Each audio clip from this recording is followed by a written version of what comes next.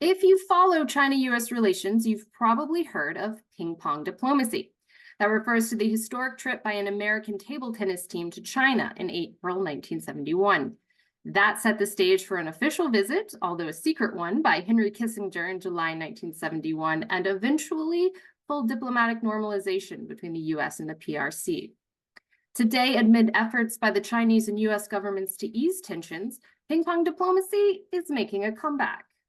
In December, a group of students from Peking University participated in the USATT Table Tennis Open Championships, and a month later, 12 students from the University of Virginia headed to China to learn more about the country, interact with Chinese college students, and, of course, play some ping pong.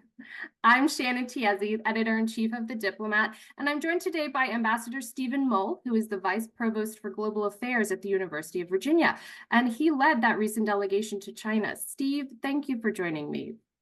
Thanks, Shannon. It's great to be with you.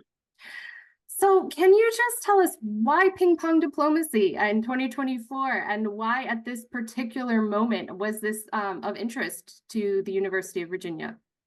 Great question. For most of, until very recently, for most of the 45 years that the United States and China have had formal relations, year after year, there have been more and more Chinese students coming to study in the United States, and more students from the United States going to study in China, which I think is a key strategic objective for both countries. And it's an important objective for us as educators here in the United States, too. So as political tensions began to worsen between the two countries over the past a few years, and then COVID happened, we had a complete drop-off of American students studying in China. So I've been pondering for some time, now that we're out of the pandemic, what's the best way to arouse more U.S. interest among our students in going to study there and learn about the country, because it's very important for our interests to have the chance to understand China, to know what goes on there, know a little bit about its politics, its culture, its history, and it's hard to do that if you don't go there. So I went to China earlier in 2023 and was kicking around ideas about how best to start turning the tap for American students back on. And I talked to my Chinese host. As a former diplomat, I rely on what has worked in the past. And of course, when the US and China didn't have diplomatic relations 50 plus years ago, what got them going was this round of ping-pong diplomacy that you mentioned. So I thought it was worth trying again. And I proposed it to my counterparts in China. They were thrilled with the idea. They very quickly got political support from Beijing to proceed.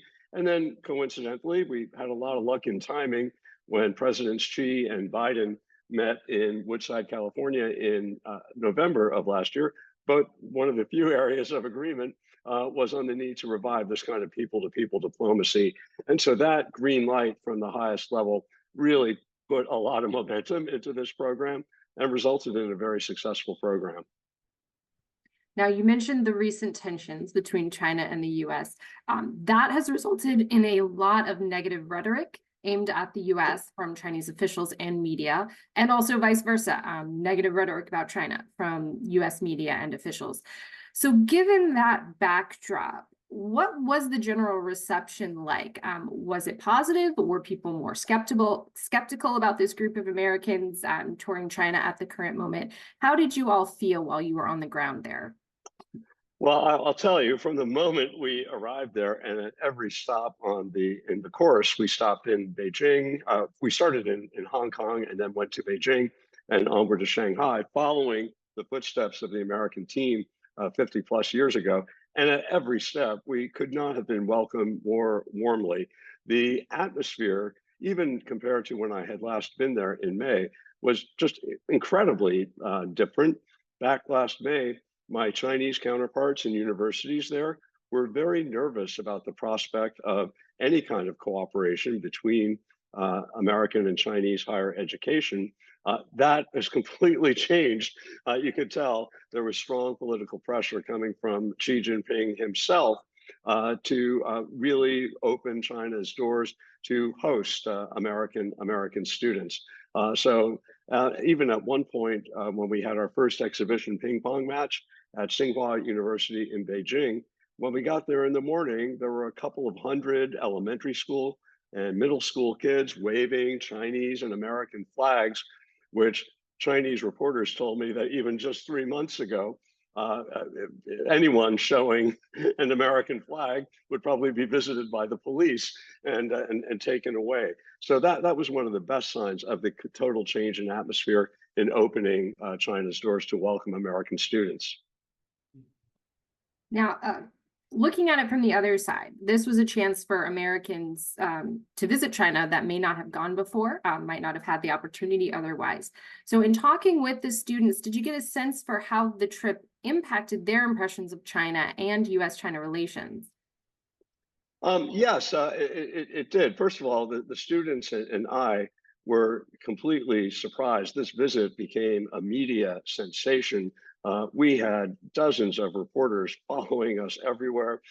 Every single one of the students had to give several interviews to different Chinese reporters during the time there. So we gave our students a lot of media training about how to respond to difficult questions and to do so diplomatically. So they were exposed through the kinds of questions they got, whether it was on Taiwan, U.S. sanctions on China, other general difficulties that exist between the United States and China.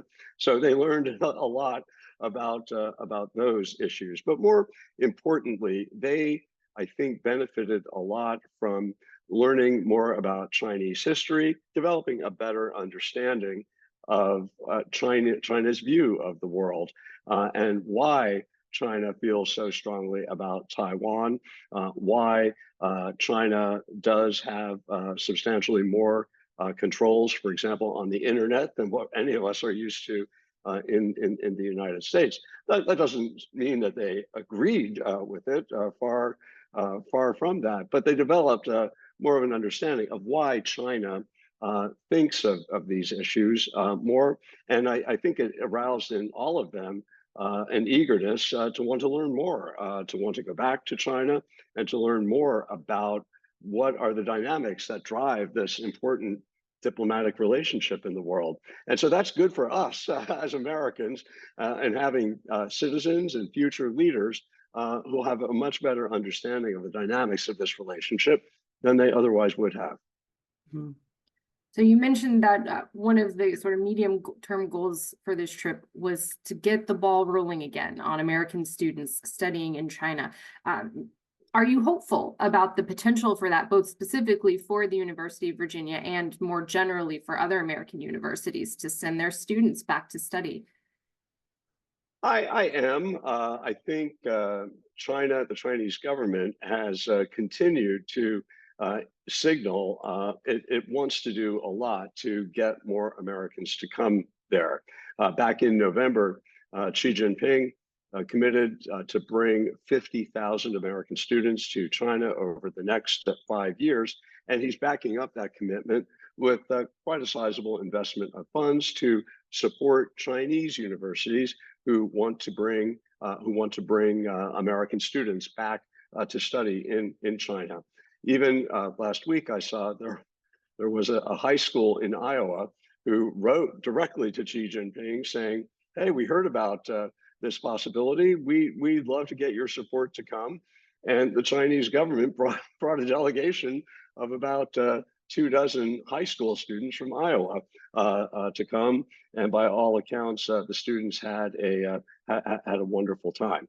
So I think that these are all, and as I mentioned, all of most of the students in my class very much indicated their curiosity has really been piqued. They would like to go back for longer term. So it certainly had a good impact on them. Longer term, we'll have to see. People are still worried about China. There are obviously political tensions. It's a closed society, a much different political system and educational system than what we're used to. There are human rights concerns among a lot of American students, and so I think people still have some caution about going forward. But I think the needle is going to be going up again. I think we'll see more and more American students at all levels going back. Mhm. Now, as you mentioned, there are still concerns that American students might have, whether that's, at the extreme, the prospect of arbitrary arrest, which the U.S. State Department has officially, labeled China as the country where that's a risk, to the more mundane, you can't watch YouTube videos or get on Right. Twitter or Facebook very easily. What advice would you have for an American student who's considering studying abroad in China?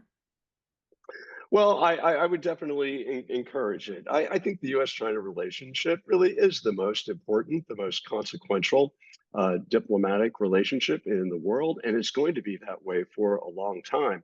And so I don't think Americans are going to be able to fully protect and advance our interests in this critical relationship without understanding what China is all about and what China's view of the world is. So I would encourage as many students as possible to go to develop that understanding of what China is all about.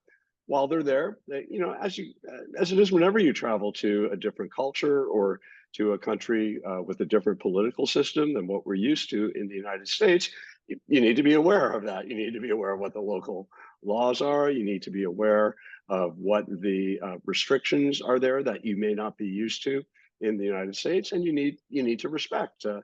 Need to respect them. You don't need to agree with them, but you need to respect them. That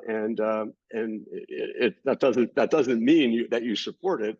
It's just I think if you're careful and respectful, whether it's in China or Saudi Arabia or Nigeria or wherever a student who studies abroad goes, those are rules that apply everywhere.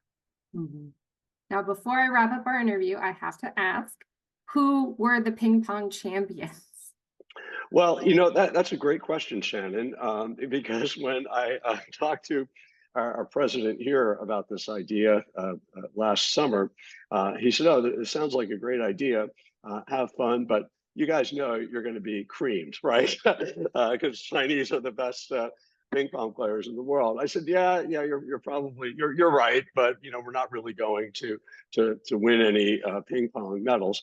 But the Chinese actually did this very thoughtfully and very kindly. As we were putting the final plans in place for the exhibition ping pong matches, the Chinese suggested, they have a saying. This actually goes back to the very beginning of ping pong diplomacy back in the 70s: friendship first, competition second. And we heard that phrase at least once a day when we were there. And they said, in the spirit of friendship first, competition second, what would we think, instead of having Chinese versus American ping pong matches, let's have mixed doubles matches. All the matches, each team would be comprised of a Chinese player and an American player. So everybody won, everybody lost too, right? Depending on which team you were on, regardless of nationality.